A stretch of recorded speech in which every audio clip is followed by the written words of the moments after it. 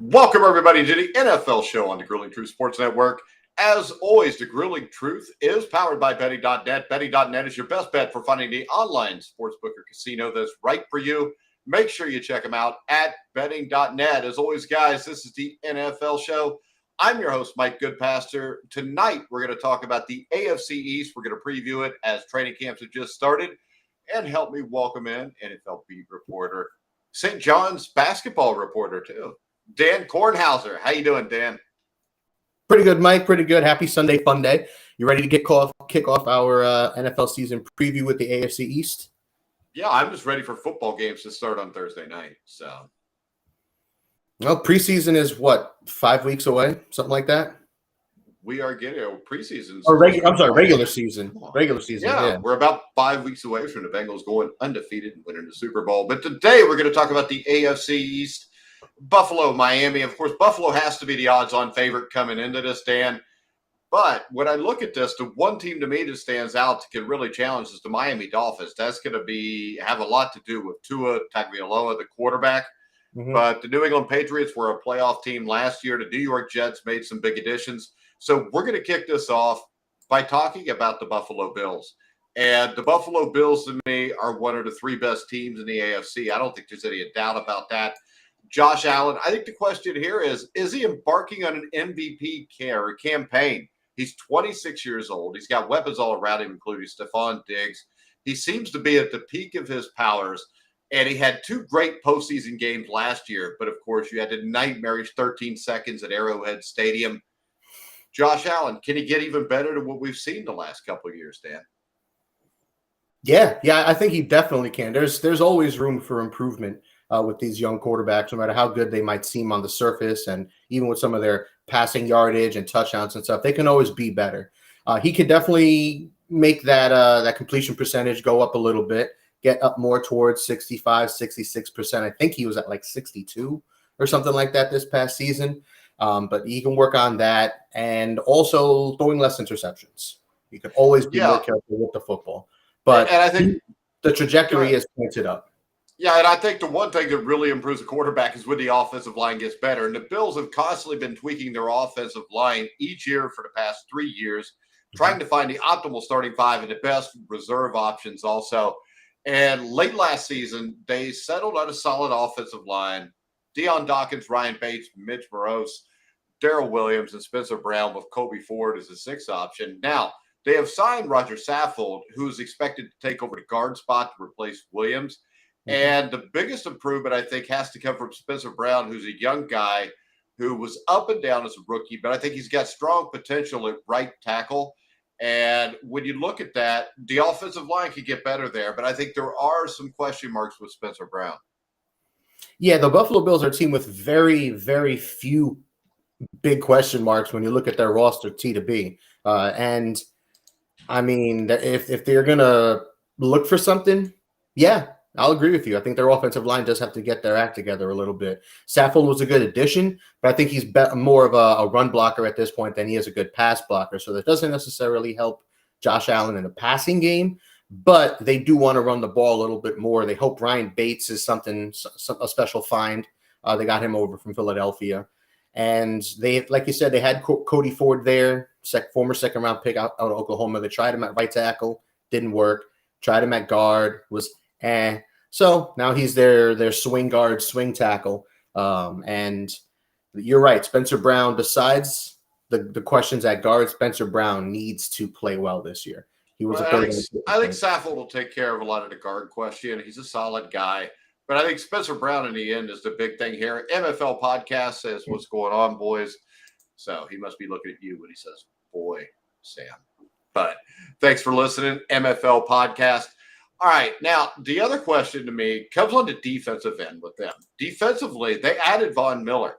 Can he upgrade the Bills' defense the way he did the Rams last year? Now, the Bills paid a huge price for him, and there's unquestionable expectations here.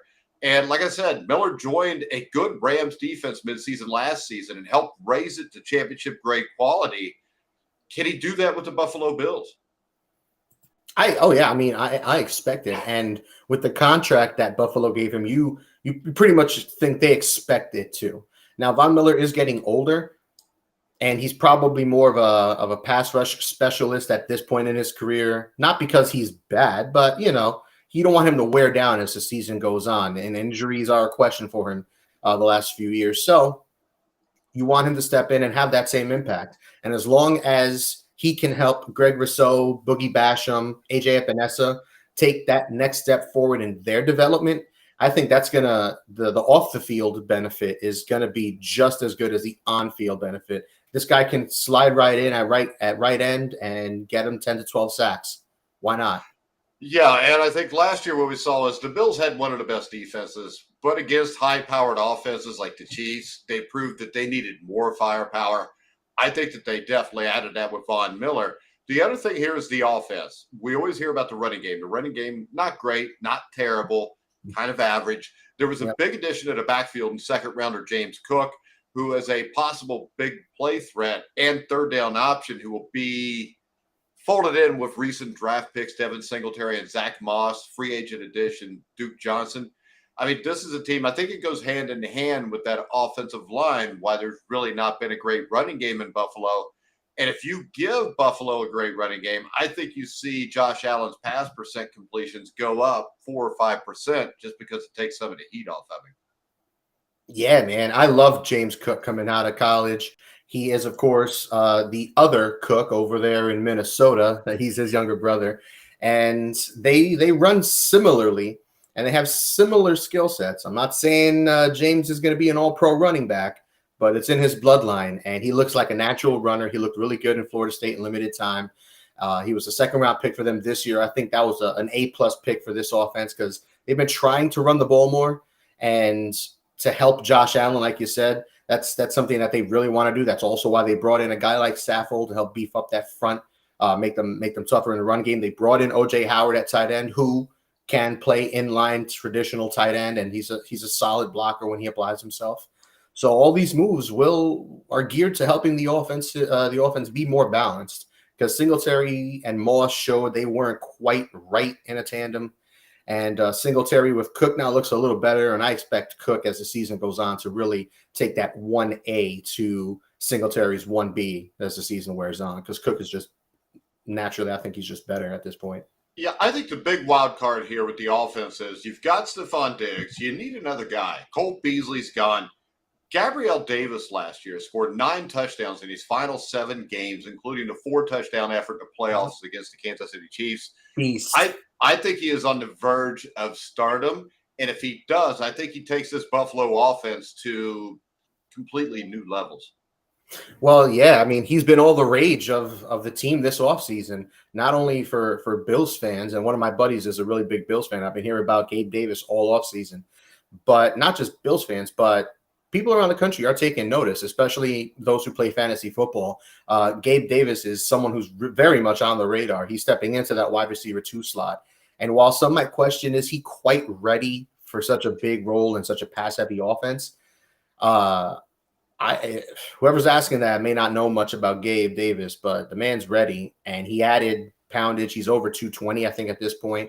He's big, he's thick, and he's athletic, and he's ready to go. I think he's going to be a very solid wide receiver 2 in this offense, as long as that's his role, as long as he doesn't have to play that wide receiver 1 role for whatever reason, like if Diggs gets hurt or something. But I'm high on Gabe Davis this season. He should be solid. If for no other reason, besides the opportunity that's going to be there, is the offense and the quarterback. It's all in his favor. Yeah, so I think in the end, Spencer Brown is huge here. Gabriel Davis is huge. James Cook is huge. If all those guys produce, I think this Buffalo team can be even better than what they were last year. Real quick, guys, betting.net finds the best promotions, offers, and bonus codes so you don't have to. Head over to the website now to take advantage of things like free bets and matching deposits. All right, here we go. We've got a comment from Joseph Michael. Hell yeah, Dan. Good breakdown. Also, what do you do for daily hangovers? Greasy food and or more alcohol. That always gets it going for me. All right. And so water. Drink water. Tips from Dan. All right. Next up, we're going to look at the Miami Dolphins. The Miami Dolphins are probably, I think, the most intriguing team. If you look what they've done, How do they integrate new offensive pieces here? Because they got more than one. They upgraded the offensive line. And when you look at it, they got, I think it was Teron Armstead. They added to the backfield, signing Raheem Mostert, Chase Edmonds, and Sony Michel. Traded for big play dynamo Tyreek Hill. If this offensive line gels, the blocking improves, and Hill proves to be close to the weapon he was in Kansas City, the Dolphins should be a playoff team. But, of course, all this is going to come down to what Tua Tagovailoa can do. I mean, you said it all right there. You said it all right there. A great intro. Done. You know what? Professionally done intro on this team. You said everything that I could have started to open with right there. I'm going to leave it right there. It's all on Tua. If he's right, if he takes that next step, you just mentioned Hill, Armstead, Wilson, etc., Connor Williams. They added at running back. If he steps up, they could do something special, but he's going to need help from his offensive line. Yeah, and when we look at the defense, my question is, where will the defensive improvement come from? Miami has been solid defensively the past 2 seasons, and the focus this offseason has been more about keeping last year's core intact. They did have a few additions along the way, like Melvin Ingram, who could boost the pass rush. You got Channing Tyndale, who they picked in the 3rd round, could play a key role.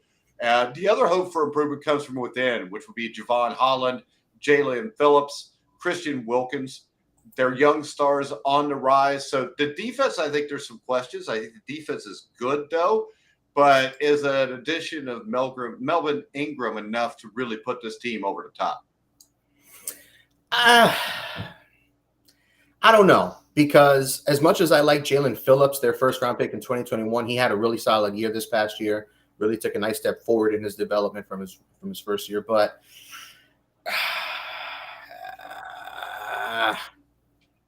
I don't know. Early last year, Phillips was right. He stepped it up later on in the season. I like Jerome Baker. I like Wilkins, and I like Agba. And, I mean, their secondary is elite. Their secondary is the strength of this defense. So that's a huge thing for them. Yeah, Xavier Howard's as good as anybody. Yeah, I don't know if I trust Ingram. He'll be a solid rotational guy. Him and Van Ginkel on the other side of Phillips will be solid rotation guys. I really like Channing Tyndall. I think we'll see him a lot more earlier than later, because I just think he's better than Landon Roberts, the other inside linebacker next to Baker. So I think we'll see Tyndall sooner than later. But I don't know. The potential is there with the secondary and Phillips, but I don't know if I like their front 7. I don't like their front defensive line. Agba's good. Wilkins is good, but nothing stands out. There's nothing right now. There's no star in that front 7 that you're looking for. Yeah, to me, I almost look at this team, and the defense is solid. But when you look at the better teams in the AFC, those teams, you've got to be able to pressure the quarterback. And I don't know if this team has that. I think they can score enough points to maybe win 10 or 11 games and get into the playoffs. But I still think the weakness on defense, especially the front 7, is the thing that probably puts them in the second tier of teams if Tua is really good. I mean, I think at the very least, their defense can be at the very least average. They have probably a top 15 to 18 front 7, which is average. That's what you're looking for. If they can be at least average, they've got an elite secondary. Tua's got the weapons. The offensive line has no choice but to be better, because other than the Cincinnati Bengals the last couple of years, the Dolphins have had maybe the worst offensive line in football. If it wasn't for the Bengals last year doing their best job to piss their fans off and get their quarterback killed, I would say Miami had the worst offensive line, but second worst. They'll settle for silver in this sense. Yeah, I still think, though, when you get to the playoffs and you're playing the Patrick Mahomes, to Justin Herberts, to Joe Burrows, you got to be able to rush the passer. I still think that's going to be the killer for them in the end. All right, guys, real quick, make sure you check out betting.net. Betting.net is our main sponsor, and you can head over now and see for yourself. Betting.net makes it easy to find all the legal online casinos and sportsbooks in your state. Now, before we move on from Miami, I did want to ask a couple of questions from you on this team before we go. So, one, they added Chase Edmonds and Raheem Mostert to their backfield. They still have Myles Gaskin there, although they probably are going to end up cutting him soon, at some point this offseason. They also added Sony Michel. So they added 3 veteran running backs. They gave Edmonds the most guaranteed money of those three guys. So is he their lead back? And is that really an improvement from what they had last year, or is it more sideways? I think it's more sideways. I think they signed three guys that are guys. I think Raheem Mostert, I think, is kind of a product of the blocking scheme in Shanahan's offense in San Francisco. So my question would be, is that how they're going to block this? They got a new coach, Mike McDaniel. I think there's a good chance they do. But I think also what we saw with the 49ers is it's a lateral move, but you've got three guys now, maybe four if you keep gassing, but you've got three guys there that are all kind of on the same skill level, don't you think? Yeah, I mean, I like Chase Edmonds a lot more than the other guys, but you're right. For me, they're just guys. They're yeah, they but don't you know really what? This comes down to how good the offensive line is, because we've seen a team like the San Francisco 49ers be really successful with just guys. And those are guys that, because of the scheme, end up being more than just guys, or they look like more than guys. The other thing that I like about this offense with Mike McDaniel is the fact that you got a guy like Tyreek Hill. You can use the motion like they did in Kansas City with him. You can use him a little bit the way San Francisco used Deebo Samuel. So I actually kind of expect to see an offense similar to what the 49ers had, of course, that you've got McDaniel. And I think a 49er style offense is perfect for Tua Tagovailoa. So I have not given up on Tua the way others have, because I think that with the weapons they've given him, if they play their cards right and put him in the offense that's best suited for him, I think he can be successful. I mean, again, you hit it right on the head. They put him in a system that's right for him. Get him rolling out, get the pocket moving, get the ball out quickly to these shifty, speedy outside guys in Waddle and Hill. Hell, even Wilson, like all these guys can get off the press really quick and get off the line really quick. So get the ball out of his hands, get these quick shots, slants, pop passes, whatever, and really let these playmakers make plays for Tua, which actually leads into my second question, since we're talking about Tua again, is they brought in Teddy Bridgewater this offseason. Do you think that was insurance for Tua being butt? Or just because you want to have a good backup quarterback, and I think it's because I think this. Remember about Tua, the knock on him has always been being able to stay healthy. So the thing about Teddy Bridgewater is he's probably not going to come in and lead your team to the playoffs. But if the Dolphins are 6-2 and they have to go with Teddy Bridgewater for 3 or 4 weeks, he proved with New Orleans he could come in and win you some games, right? So he's proven that. He proved it in Minnesota. He is a quality backup. He's an average quarterback, but let's face it, there's a lot of teams here that are having a hard time even finding a starting quarterback. I mean, is Daniel Jones better than Teddy Bridgewater? Is Sam Darnold better than Teddy Bridgewater? Is Mason Rudolph better than Teddy Bridgewater? So I think no matter who your first quarterback is, it is always wise to get a quality backup. And there's a lot of teams. I mean, the Bengals. Brandon Allen is not a quality backup. He's just a guy. Teddy Bridgewater can win you football games. The other thing about Teddy Bridgewater is this. I think Teddy Bridgewater is a pretty good leader. I just don't think he has the talent to be an NFL starting quarterback. But when I say he's a leader, I think he's the kind of guy that comes in and he's been on playoff teams. He knows his way around a football team. He knows how to conduct himself with a football team. And you have just given Teddy Bridgewater to Tua Tagovailoa, who is a guy that needs somebody like that. I think Teddy Bridgewater gives a calming influence to Tua, because I don't think Teddy Bridgewater is going to come in and be Aaron Rodgers or Brett Favre, like figure it out yourself, kid. I think Teddy Bridgewater is here to kind of mentor Tua Tagovailoa. All right, perfect. And then one last thing. I can't overstate this enough. I know I mentioned it a couple times earlier with the Dolphins, but they got to get that offensive line figured out. As of now, the only one who's cemented in there at left tackle is Armstead. And other than that, I mean, Connor Williams can play guard or center. Eichenberg can start at right tackle or one of the guard spots. Same thing with Robert Hunt. He can start at guard or right tackle. They got a former first-round pick in Austin Jackson, who they don't know where he's going, guard or right tackle. So they've been trying to sort this out for the last couple of years. They have a lot of guys returning from last year, including Solomon Kindley and Michael Dieter, who both can play inside. If you got to spend more than 1 year figuring out if these guys are good or where they're going to play at all, maybe they're not the right guys, but you can't say that they don't have options. So hopefully they get that figured out sooner than later. Well, I would say this too. When you add guys like Tyreek Hill, with the receivers they've got, they are set up to damn near be able to use their receivers as their running game. And Tua can run. So I think also if you see more of a zone blocking scheme, more like what the 49ers do, I think it gives these guys a chance to be a little bit more successful because you don't really have to man-on-man block somebody. So I think they're doing what they can right now. I would say with the Dolphins, I would expect with the offensive talent for this team to sit somewhere between 7 and 10 wins. And then next year, they've got 2 first-round picks, Dan. And if Tua looks like he can pull this off, you got 2 first-round picks you could use on 2 offensive linemen, sign a veteran free. I mean, this team is set up if they just let McDaniel coach and the front office doesn't get in their own way, which we know they're apt to do down there in Miami. This team is set up to be a contender for the next 5 years, maybe longer than that if Tua is the real deal. Now, I don't think Tua is the real deal like he's Joe Burrow or Justin Herbert or Josh Allen. But I think he can be the real deal where with the right guys around him, you can win. And everybody always says, well, Joe Montana was a system quarterback. Tom Brady was. Every quarterback is a system quarterback. The key is to have the correct coach to put that quarterback in the right system. The thing I always bring up is David Klingler when the Bengals drafted him. I don't think that David Klingler was he was a run and shoot quarterback.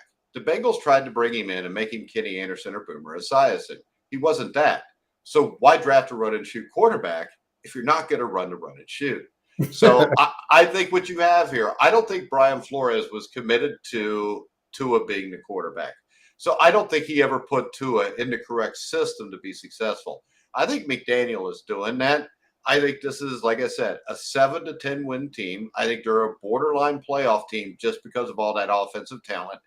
The defense is solid, but I think the front 7 is an issue. But these are all things that can be addressed. And a year from now, if everything goes right, and they do win 8 or 9 games this year, and they draft well, and they make a couple good free agent picks, we're going to be sitting here talking about a team that can win 10 or more games. Well, now that they have an extra game, that'll be in their benefit. Yeah. So right now, remember, it's not just sports betting. Betting.net compares the best online casinos. Sit back, relax, and play the top online slots, poker, and table games. All right, that brings us to the team with no coordinators. But why do you need coordinators when you've got Bill Belichick? I think this is awesome what he's doing. I mean, he's going to call the offense. He's going to call the defense. And the last time they did this, I think it was 2010, they went 14-2. So it's not like he can't pull this off. And we've really seen that I think that he's probably been doing this the whole time because every guy we see, whether it's Joe Judge or Charlie Weiss, Brian Flores to go somewhere else, they all fail. And then they come back to him. And now, right now, he's got a bunch of guys that failed.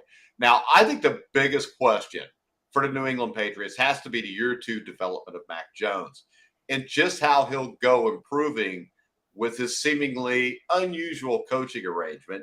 He doesn't have, of course, an offensive coordinator, but it looks like Belichick will oversee the entire operation. My problem with Mac Jones is this. I think he fits what Bill Belichick does really well. I think he played really well last year, but they had training wheels on him the whole time.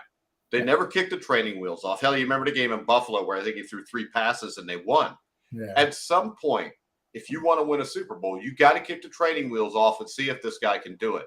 I don't know if this guy can do it. I think that he was probably the best rookie quarterback last year, him and Davis Mills. But, I mean, the way the Patriots used him last year was a little overkill on game management. Mm-hmm. And they can't do that this year. They lost more than they gained in the offseason from last year. So Mac Jones is going to have to step up and be able to make plays down the field. I don't know that he has the weapons to do that. I don't know that he has the ability to do that. I'm afraid that he is just an average quarterback. And 10 years from now, he'll be bouncing around the AFC East as a backup quarterback for a bunch of different teams. Am I wrong in possibly assuming that? I will say you were right on point. Again, it's not often that we agree. So, I mean, I think this is a day worth marking on our calendars, because normally when we talk about quarterbacks and stuff like that, we couldn't disagree more on a lot of fronts.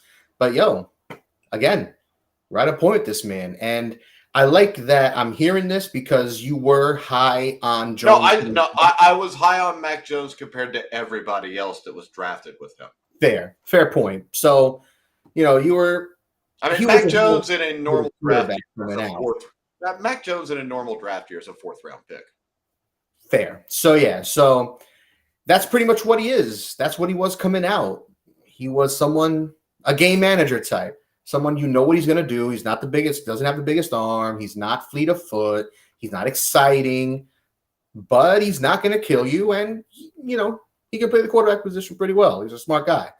And it sounds good this offseason, and they say his arm strength is up and he's doing better in year 2, which is what you expect. So I don't want to, throw a parade in this guy's honor for improving at his position in his second year as a starter. You come to expect it, especially on a Bill Belichick team. But it's nice to hear. And adding a guy like Devontae Parker could help. Their offensive line still should be strong. They drafted Tyquan Thornton in the 2nd round as a speedster. Maybe that opens it up a little bit. Have him open it up. Why not? It's year 2. He's not going to be elite, but if you can get him to be a top 15, top 18 guy. I mean, he was top 15 last season. I think he finished 12th in PFF's player ratings at his position. So he played well last year. Can he take that next step? Open it up a bit. Will they take the training wheels off? All right. So the other question's the defense. And after the Bills dissected them in the playoffs last year, I think it was clear that New England badly needed more youth and speed on this unit. Yep. But after losing J.C. Jackson, Dante Hightower, Kyle Van Noy, and a few others, I think it's fair to wonder whether there are going to be some growing pains on this defense. I don't even think it's fair to wonder. It's going to happen. They're going to have growing pains on this defense. Now, I think when you look at the roster, there's a lot of young pieces there on the depth chart, but there's probably more unknowns than a lot of interesting young pieces.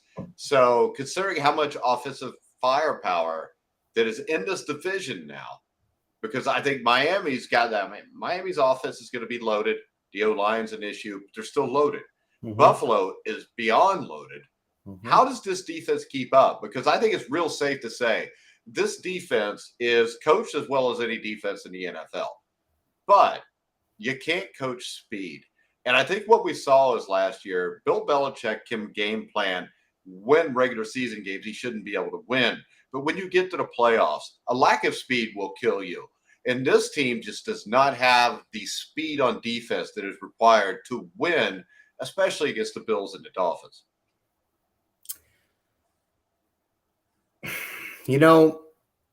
I think this defense is going to be the rare defense that struggles under Bill Belichick. Now, for most of his tenure, he's had those, yes, when they won Super Bowls, they've had elite defenses, but otherwise, they've had those bend but don't break defenses. They're not going to wow you getting, leading the league in sacks or anything like that, but they'll be top 10 in scoring defense and shit. They'll stick around. That's how they win their games with teams that are built like this, with a guy like Mac Jones at quarterback, where you're going to want to run the ball 30 times, 40 times, and hope you win 13-10. That's the kind of team that they're going to be this year. And I don't know if they got the horses for it, man. I really, really like Christian Barmore. I think he's primed to really take that next step up front. But Judon was up and down. He was good in the beginning of the season, kind of tapered off as the season went on. They don't really have anything for sure opposite him. It's Ronnie Perkins, who they drafted last year, and Josh Uche. I don't even know if that's how you pronounce his name, but the Michigan outside linebacker that they drafted a couple of years ago in the 2nd round. They've got options, but they've got questions, and the biggest question on that defense is that secondary. I absolutely hate their secondary. Losing, I mean, it's one thing to lose a J.C. Jackson. Not only was he one of the best corners in the league, he's only 27 years old, but they didn't do anything to replace him. They didn't bring anybody in on the outside that scares you. They signed Terrence Mitchell from Cleveland, and I mean, he's going to be in competition to start for them on the outside, but that's gross. When your top three corners are probably Jonathan Jones, who's good, Jalen Mills, who's been okay for them, playing better than he did in Philly, and then Malcolm Butler, who pretty sure didn't play at all last season, and then Terrence Mitchell. It's ugly. They got two rookies who I like, and Marcus Jones and Jack Jones in the third and fourth rounds, and Marcus Jones could be a force in the slot and as a return man. But, meh. Their safeties are good. They're deep at safety, which is good because I like to play a lot of safeties, but corners, ugly, man. And the questions at pass rusher is too much for me. Yeah, and really, when you look at the offensive line, I think another huge lingering question is what's going to happen at left tackle. The last few years has been manned by Isaiah Wynn, who's a good player when he's healthy, but his injury history is, to say the least, concerning. He missed chunks of the offseason program even. So my question is, do you kick Trent Brown to that side? Or, you lost Shaq Mason, and you replaced him with Cole Strange, who played at FCS level Chattanooga. I'm sorry. I don't claim to know as much as Bill Belichick. Cole Strange should not have been picked in the first round. I don't think. This offensive line looks like it's a mess. They lack weapons at wide receiver. The defense has gotten worse. I think this team could end up winning only 4 or 5 games this year. I mean, yes, I'm going to agree with you on Cole Strange. I had him, I want to say, with a late third or early fourth round grade. And when he got picked, we talked about this around the draft time. And I think we talked about this on day 2 of the day 2 NFL draft preview that we did when I was out there covering the drafts, was Sean McVay. The Rams were doing their own NFL draft show or whatever with Sean McVay and their GM, and they saw the pick of Cole Strange, and McVay was like, wait, did they just take Strange? And they looked at each other and they started laughing. And then when someone asked, like, why are you laughing? McVay was like, yeah, we had a 3rd round grade on that kid. He was our target for our pick in the 3rd round, and they were picking like 90-something or something like that. Yeah, the thing is, you would normally 7-8 years ago, you would think, well, he wouldn't have laughed because he'd have wondered, what did I miss here? Because Bill Belichick just picked him. But Bill Belichick has missed on so many draft picks over the last few years that you don't really wonder that anymore. You kind of just laugh. Yo, they laughed. Like they legit, they had a hearty laugh. They were like heads tipped back, looking at each other, just like joking around. It's like, damn, dude, can you be any more disrespectful to the GOAT? especially to a man that shut your vaunted offense down to 3 points in the Super Bowl. Real quick, remember your top sportsbook site comparison site. I just said that wrong. But betting.net offers extensive reviews on the best sports books out there. Make sure you check them out. And I want to remind everybody, me and Dan will be back, Wednesday night, Dan? Wednesday night. Hopefully Steve will be back with us. He had some family issues to take care of tonight. But we will be back on Wednesday night, and I say we talk AFC West. What do you think? No, let's do the AFC North. Okay, we'll do the North then. I don't care. But Risley will complain because he'll be fine. Yeah. All right, next up, we have a very interesting team that made a lot of moves in the offseason, and that's the New York Jets. Yes. Now, even with those interesting moves, it's kind of like the Dolphins. We know what it comes down to. But when I look at the defense, I think, remains a worry after ranking last, giving up almost 30 points per game last year. But the team added several replacements on that side. It's time for Robert Sale's unit to raise its level of performance. They'll likely be asking a lot from first-round corner Sauce Gardner. Usually first-round corners I worry about because almost all of them I've ever seen had trouble except for, Deion Sanders maybe, Darrell Green. But, Sauce Gardner, I think, will improve it. The big question is, will the run defense and the pass rush be improved enough to make this a quality defense? I'm going to say yes. I'm going to say yes, because one thing that Robert Saleh's doing here on this with the Jets defense is he's trying to build it how they have it in San Francisco. He was their defensive coordinator before he became the Jets head coach. So he's trying to build it how they're doing it in San Francisco. He wants not only a solid front four, but he wants to go 8 deep in a solid 2-man rotation at every position on the line. He wants to put Solomon Thomas in there and have absolutely or little drop off from between him and John Franklin Myers, for example. Or he wants to slide in Michael Clemens, who they drafted in the 4th round, or Jacob Martin, put him in for Carl Lawson and have very little drop off and keep these guys fresh and rotated throughout the game. So I think they can get better. Quinnen Williams is one of the top young risers in the NFL, former 1st-round pick from Alabama. He's only getting better. I love that they added Jermaine Johnson at the end of the 1st round, their 3rd first-round pick this year. I think that was a huge win for him. I don't know why he slid that far, but he's going to be a starter as a base end for him. And him and Carl Lawson and Quinnen Williams, you could do a lot worse than having guys like that up front. All right, the other question, we'll get to Zack Wilson in a minute because we know that's the big flaming question. But left tackle, I think, is a huge question. Were you here in 2020 when I said I didn't think Mekhi Becton was that good? And I don't remember if it was you or Sam Teese that gave me crap about that. But I think his inconsistency and his reported weight fluctuations have been a source of frustration for the team and opened up the position to a battle with the more reliable George Fant. I wouldn't be shocked at all to see Fant win that job and Becton move to right tackle if he's not traded. I think the offensive line for the Jets has been kind of a mess the last few years. I think George Fant will be an improvement there, but the offensive line I still think is concerning too. The Jets did a lot in the offseason to make this team better, but I don't know if they did enough to, because the offensive line to me in front of a young quarterback is a huge question. Honestly, I like what they've done on the offensive line. I think Laken Tomlinson, George Fant. What else? Elijah Vera Tucker, who played well as a rookie. I think he only gets better. Yeah, I'm all right with Tucker. But see, to me, I think Tucker's a hell of a lot better than Becton. I think Becton ends up being traded. Nah, not at this point. They drafted Max Mitchell in the 4th round, but you don't want to go into the season with a rookie starting at right tackle. I don't want to go into it with a guy that needs to get on Jenny Craig all the time either, though. No, by all indications, like being here in New York, I hear about the Jets and the Giants a lot, because if it's not Yankees or Mets or Knicks, it's Jets and Giants. They're very simple. Twisted says, go Jets. He also says they will find out in week 1. That's for sure. Ravens will test that. Don't forget the pickup of Whitehead, yes. Have you seen Becton looking good? All supposed to spend the last 40 days working out at the training camp on his own accord. Now, my question is this, though. Yeah, I was just going to say he's lost the weight and they're happy. But I'll give you this. Becton has been there for 2 seasons.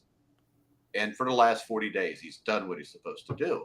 I find it hard as a coach to trust that this guy is going to continue to do what he needs to do. And I think it's great because I think George Fant at left tackle and Becton at right tackle or vice versa would be great. I like Tucker. I mean, I think the Jets are a team that could be set up for a huge rebound year if it wasn't for the fact that I'm not a big fan of Zack Wilson. And we talked about this when we did our AFC power rankings last Wednesday. We talked about this, and one of the things with the Jets was, they added a lot of talent. I love what they did this offseason, but they need Zack Wilson to take a sizable step forward. Yes, guys like Eli Manning played poorly in his rookie season and then got his act together. And we are in New York, so New Yorkers remember things like that. But we'll see. We'll see. There's no shortage of weapons for him, especially at receiver, at tight end, and they added Breece Hall at running back. So there's no shortage of weapons. The offensive line is better. Now it's time. Let's see what this coaching staff can do with this young man. Yeah, and I do think there are possibilities here. I don't think there's a possibility for Zack Wilson. I really don't. I didn't like him coming out of college. I'm not going to change my opinion off of what I saw last year. which I think Oh, was. he was terrible last year. Terrible. Hold on. Here we go. Twisted. Funny how he showed up in camp in good shape and somebody did not report it. It doesn't matter because, I mean, the thing is this. Becton definitely has the ability. Nobody's questioning that. And I think it's great that he showed up in shape. That's awesome. But also, when I pay a guy that much, I graft him that high. I probably shouldn't be that excited that he showed up and he did what he was supposed to do. That's all I'm saying. Yeah, it's like that when I said earlier, you don't want to give a guy, throw a parade for a guy who's supposed to be doing his damn job as a professional. Show up, don't be fat, know your playbook, and it's the simple stuff. You get the little things out of the way in the offseason so you can build on it as the season goes on. If you show up fat and useless and get injured or something early because you're out of shape, you're no good to anybody. But how about this? I think Twisted is mad because we talked bad about the Jets. I'm not talking bad about the Jets. Yeah. I think what we saw in the offseason was the Jets finally making proper moves. I thought Sauce Gardner was a great signing. CJ Uzama, he's a very average player, but he is a great leader. Laken Tomlinson, I think Solomon Thomas is a solid addition. Jordan Whitehead, LaMarcus Joyner. This is the best Jets team talent-wise that we've had in at least the last 5 years, minimum. Like this team has got a lot of talent. They're building it right. Like they're not going for any home runs or anything crazy, any quick fixes in free agency. They're signing guys and drafting guys that fit their timeline.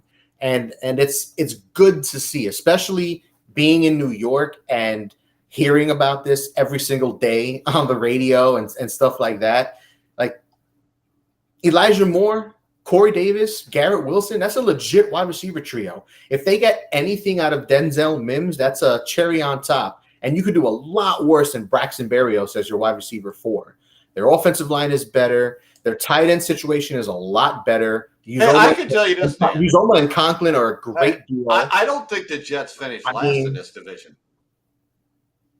I don't think the Jets are last. I think the Jets finished third in this division. If I had confidence in their quarterback and their coach versus who you might be talking about finishing last in the Patriots. I'm talking about the Patriots because when I look at the rosters, I think the Patriots are right there. And it's arguable. Like I said, I'm not sold on Mac Jones. I mean, I do think he's a solid guy, but he is just a guy. Zack Wilson is the big one here. What can Zack Wilson do? I'm not a huge fan of Zack Wilson. I think he has major mechanical issues, but I do think this team is moving in the right direction. Let's go here. Hold on. We got twisted again. But even though these guys aren't going to the playoffs this year without a lot of help, they need to grow and meld. I know. And that's what I'm saying. I mean, the way you do this is to put together two off seasons where you make the right moves. If you look at, I know you'll call me a homer, Dan, but you look at how the Bengals did it. It was 2 really good off seasons. You know, where they signed the right free agents back-to-back seasons. They made the right draft picks in back-to-back seasons.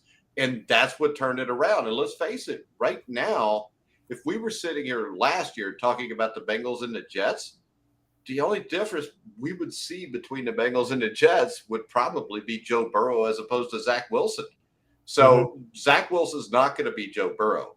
The question is, can he be Mac Jones? Can he just take care of the ball, not turn the ball over, and let the talent around him make plays? If he can do that, then they've got a shot. And whenever you say Denzel Mims, that reminds me of when the Jets used to do things the wrong way.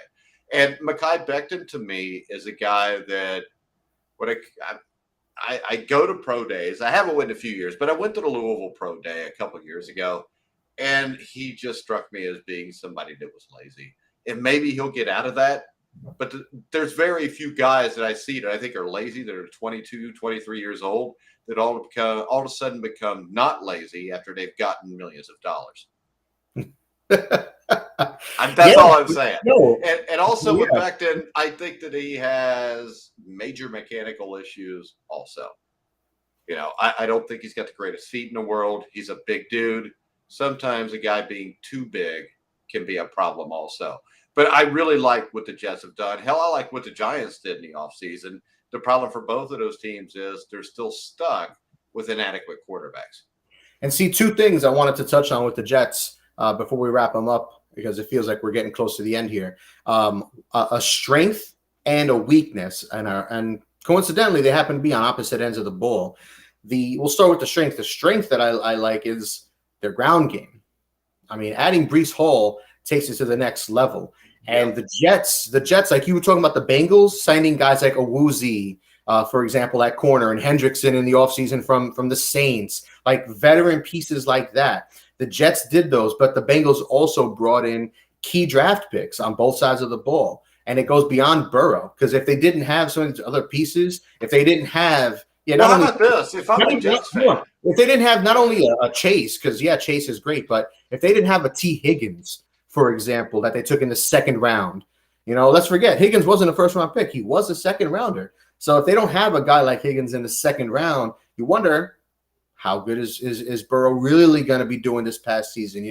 Stuff like that, because Higgins is so damn good, and the Jets were able to add talent like that when they added Breece Hall in the second round early. So kudos to them, man. Really, really big props to them. I love what they did, because they still have Michael Carter back there too, who might be their third down back and definitely spell Hall. So there's and Hall could be a dude that could compete for Rookie of the Year. Mm-hmm. And the other thing is what I'm saying. If I'm a Jets fan right now, I almost want to go 3-15 just so I can get one of his quarterbacks. Yo, there's going to be a few of them at the top, man. We might see 3 quarterbacks or 4 quarterbacks in the top 10. It could get real crazy. Oh, I think there could easily be 5 guys go in the top 15. And the thing about it is, usually I rip that and say, well, only 1 or 2 of them's worth it. Yeah. I really think there's at least 4 guys that are worth top 5 or 10 picks coming up. This could be one of the better quarterback drafts we've ever seen. Just you saying that, I can't wait to talk about some of these quarterbacks during the season once college football starts up. Because the guy that stands out to me as a guy nobody talks about was Cameron Rising for the Utah Utes, which nobody thinks of. Because I think Utah's a team that could win a national championship this year. I think, because when I sat down, and you always talk about the way you do your power rankings, I put down the top 10 offenses, top 10 defenses, and it's not surprising Alabama pops up in both, Georgia pops up in both, but Utah popped up in both. And Utah is a team that may have a top 5 offense and a top 5 defense. They're very well coached. They damn near beat Ohio State last year in a Rose Bowl, and they're going to be even better this year. Hold on. Just wondering, did I miss the talk about Miami topping the Bills? Yes, you did, because that talk will probably come next year, because I think, as we talked about, the question is Miami's front 7, Miami's offensive line. And when we pick the AFC East, we'll just go off of Twisted and Twisted. Thanks for all the commentary. Thanks for all the questions. We'll have to get twisted on and talk about the Jets sometime. What? I had CJ, who does the Jets podcast, I was trying to get to come on tonight, but he'd already promised his wife he would do something with her. So if we'd have known ahead of time, Twisted, we could have had you on. But the way I see this division playing out is I think the Bills come in first, the Dolphins second, I think the Jets third, and the Patriots fourth. You know what? I have it a little different. No, you know what? Are you going to talk about the Dolphins topping the Bills? I'm not going to talk about the Dolphins topping the Bills. Okay. But I'm going to have Buffalo 1. I'm going to my rankings tell me to put New England 2. You're crazy, dude. Don't do it. You're going to look bad. Listen, when it comes to certain position groups, the Patriots are at least average in 3 of the 5. And coincidentally, where they come up short is on defense, where I have them ranked 23rd, D-line edge rankings. Hey, I'll tell you this. I think saying the Patriots offensive line is average is pushing it.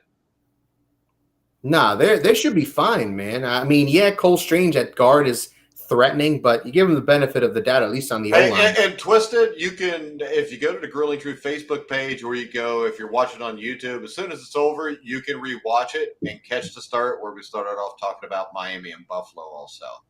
And But you know also, what? if you want to bet the games, check out our top recommended sports book, which will be Caesar's Sportsbook for right now. Go ahead. I'm against my chart. I'm going to go Buffalo, Miami, New England, and the Jets. Pretty much alphabetically, but that's how I think they finish. All And right. it's I'm close. good with that. I'm good with that because to me, I think the Jets and the Patriots are both 4 to 6 win teams. And the scary thing is this: if they're both 4 to 6 win teams, there's going to be a quarterback there that can save the day. I don't know. You know what? That takes sand. All right. That takes major sand to say the Patriots are a 5-win team in any year that Bill Belichick is at the helm. They're not the Patriots teams that were winning Super Bowls with Brady, but they're not that bad. They're not one of the bottom 10 teams in the NFL. All right, I think they are. Twisted says Buffalo 1, Miami 2, 3, and 4 is fought over. The Patriots showed what they had. They've done little to build this year and no longer have the Brady factor. All right. So I really think that you're overrating the Patriots because there's no weapons on offense, is there? I mean, they got a couple of good tight ends. I do like Hunter Henry. Hunter Henry is one of the better tight ends. Dude, when I ask you for weapons, and the best thing you give me is Hunter Henry, I think we're pushing it. Who blows the top off of defense? They're hoping Devontae Parker, which is ugly. No, what they're hoping that they can run the ball. Mac Jones doesn't turn it over and they can play defense. And the issue I have with that is the defense is not what it was last year. They did lose a lot of pieces. They did. And the fact that safety is the strength of the defense is a little threatening because you can't win with shitty corners. You can't win if you can't get to the quarterback. But it's the Bill Belichick factor, man. Like, yeah, when they were winning. You got to quit reading into that because remember last year when we picked the playoff games and I told you Buffalo's going to blow them out. You said, well, I think it'll be closer because Bill Belichick's there. But this is the thing. Great coaches are great coaches because they have great players. I mean, Bill Belichick can take guys that are average and make them good. I think now he's got guys that are below average. So I think the best you can hope is average. They are pretty average, more so than they've been in recent seasons. They are. Well, I think this team resembles the team we saw 2 years ago that didn't win that many games. Because remember, it was just 2 years ago Belichick missed the playoffs, and I think they won, 6 games? And the Patriots' schedule isn't the most fun. I mean, yeah, they've got some gimmies like the Lions and the Bears. That's not a gimme. The Lions are not a gimme. The Bears are a gimme. But they played tough teams. They play at Green Bay, at home against Baltimore, both in the first 4 weeks of the season. They're at Miami to start. They play at Cleveland. They play against the Colts at home. Well, let's do it like this. They play at Miami. They're playing at home against Cincinnati in December. Yeah, but let's just go through this real quick. Patriots and Dolphins. Who wins? I'm going to go Patriots. Over the Dolphins in Miami. Week 1, yes. Yeah. Okay. Just because the Patriots are going to have all this time to prepare. I'm going to go with the Patriots. Patriots at Steelers. I'm going to go with New England. See, I'm 0-2. Close game. Ravens. Packers at Packers. Host the Lions. Patriots, so 3-2. Go to Cleveland. I'm going to go Patriots because I don't think Watson's playing that game. Okay, then you've got the Bears, which should be a win. You got the Jets, which is a toss-up. You play the Colts, probably a loss even at home. I think the Colts are better. So I have them. Let's say 5-4 at that point for me. Yeah, and I would have them at 2-7. So then, no, I would. I mean, when I look at this, I think they start off. They lose to Miami. I think they lose to Pittsburgh. I think they lose to the Ravens. I think they lose to the Packers. I think they start off 0-4, beat the Lions 1-4, lose to Cleveland 1-5. Well, beat the Bears 2-5. That's not an outlandish statement because the Patriots struggled last season in the early part of the season to start. They started, I think, 1-3 or 1-4, something like that.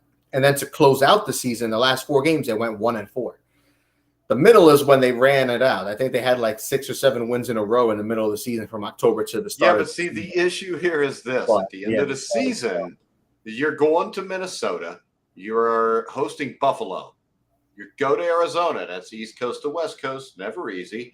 But then you've got the Raiders at the Raiders. You've got to play the Bengals.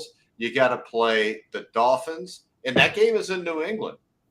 All right. And usually the Dolphin advantage comes from playing in Miami when it's really hot. And then you finish at the Bills. So this is a team that I think if you start off 2-5 this year, you're screwed. That's tough, man. That is tough. We'll see. I'm not gonna poo-poo the Patriots quite yet. All right. So I want to thank Twisted and everybody else for watching tonight. It's been a fun show. We will be back talking AFC North Wednesday night. I don't know who I'll pick in that one, but you never know because I don't like to be a homer. Real quick, one final word from Twisted. The Fins beat them twice last year. When have we seen that? Actually, doesn't Miami usually beat them at least once every year, even when Miami sucks? I feel like that, yeah. Yeah, they had a rookie quarterback, but they had the Belichick system. No help again. Yeah, I agree. So we will be back Wednesday night to go ahead and discuss and break down the AFC North, the Bengals, the Ravens, the Browns, the Steelers. Remember, the Grueling Truth is powered by betting.net. Betting.net is your best bet for finding the online casino or sportsbook that's right for you. Make sure you check them out at betting.net. All right, Dan, any final words before we wrap it up? Let's go Bills. Rocking my Josh Allen tonight. The Patriots suck. Let's go. All right, guys. All right, we're going to wrap it up. Make sure you check us out on YouTube, like, subscribe, follow us on Twitter, which right now we have a new Grueling Truth Twitter page, Grueling_Truth, trying to get our 27,000 followers back. We were up to 200 in just a week ago, so that's not too bad. Yes, Twisted says, I will stop in on you guys again. Been fun. Maybe I bring a few Jets fans. The more Jets fans, the merrier, guys. But for now, for Dan Kornhauser, I'm Mike Goodpaster. You've been watching and listening to The Grueling Truth, where the legend